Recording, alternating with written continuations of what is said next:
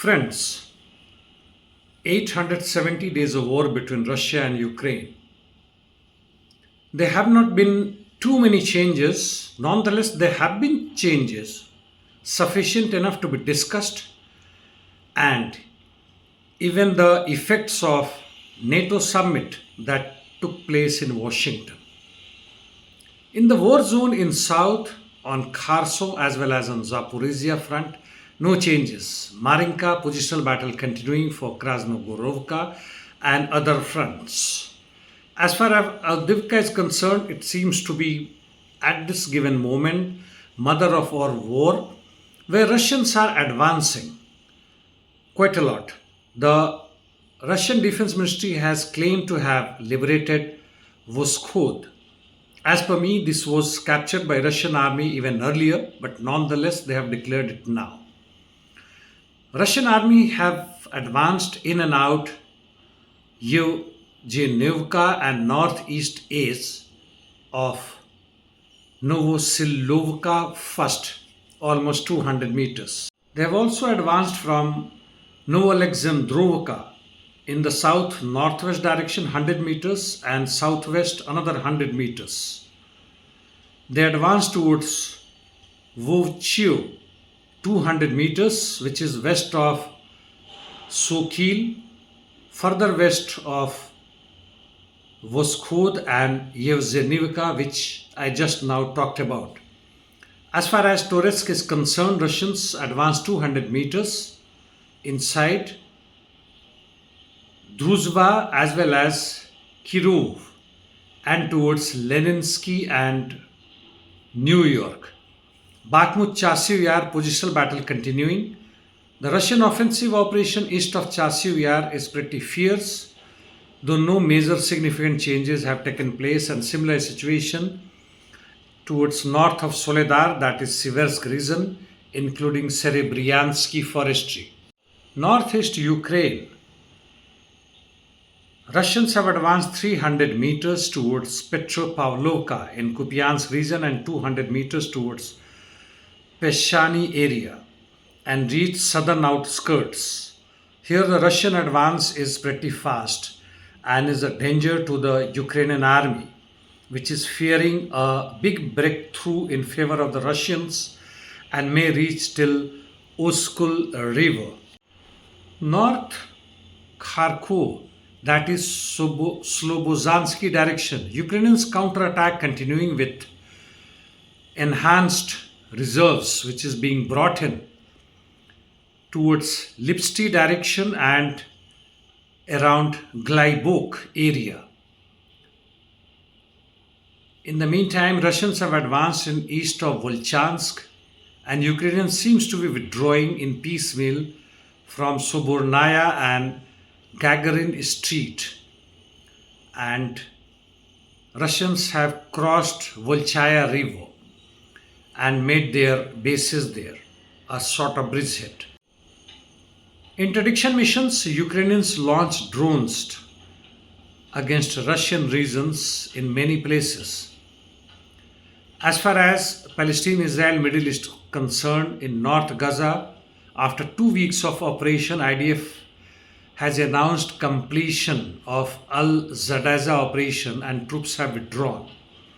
In central Gaza, nothing special. In south, the IDF operation continuing while Hamas have fired many rockets from Rafah direction.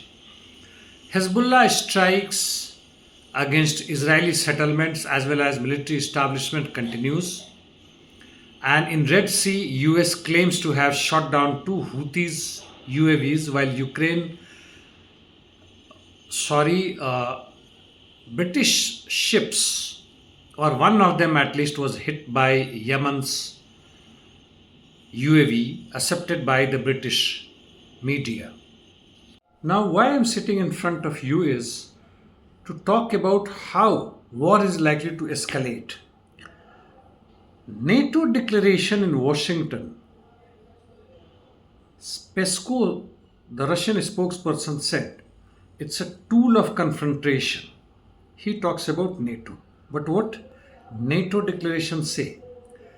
It says that It designated Moscow as the most significant and direct threat to Allies' security and considers military operation against Ukraine as outright war crime. Washington NATO summit also reaffirmed nuclear deterrence is the cornerstone of alliance security, adding that NATO will continue to invest in nuclear capabilities. Stoltenberg said they were discussing putting more of their nuclear weapons, that means it was already there, but more of the nuclear weapons on a standby mode to counter potential threat from Russia and China.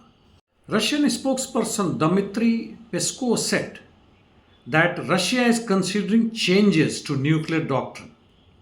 Here, must pay attention. Moscow needs to take thoughtful, coordinated and effective measures to contain NATO. And Russian Federation policy makers are considering making adjustments. So far, their doctrine said that they will use nuclear weapons only in case they are attacked by nuclear weapons by the adversaries or the enemies, or in second case, when their very existence is under the threat. But now they are thinking to change it. In June itself, before NATO summit, Putin had said that Moscow is contemplating changes to nuclear doctrine. And what was that? Lowering the threshold for the use of nuclear weapons.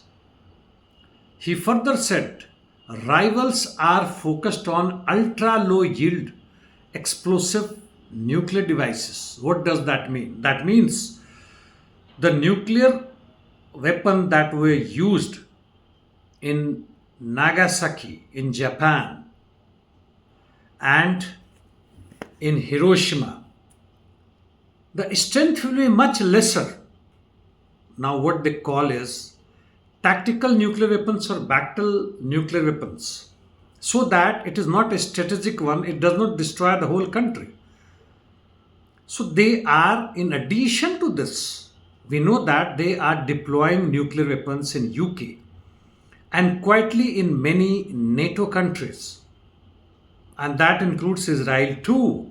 The American forces are already there in Israel to take care of the nuclear establishment there.